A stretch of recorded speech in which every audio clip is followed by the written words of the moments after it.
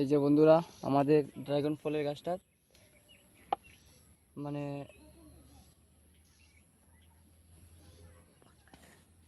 ফাঙ্গাসটা লেগে গেছে মনে হচ্ছে, এটা ফাঙ্গাসে বলে এটাকে। তাই আমি এটাকে ওষুধ লাগিয়ে দিচ্ছি।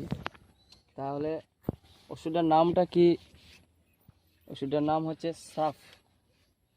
ওষুধটা আপনারা যদি ড্রাগন ফল তাকে এরকম যে ফাঙ্গাস লেগে যায় তাহলে লাগিয়ে দেবেন। এই যে সাফ,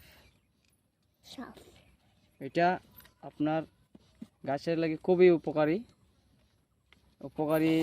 ফাঙ্গাস লাগবে না আর গাছটা ভালো থাকবে। এই যে ফাঙ্গাস দেখতে পাচ্ছেন, এটা হলো ড্রাগন ফলের খুবই মারাত্মক একটা রোগ।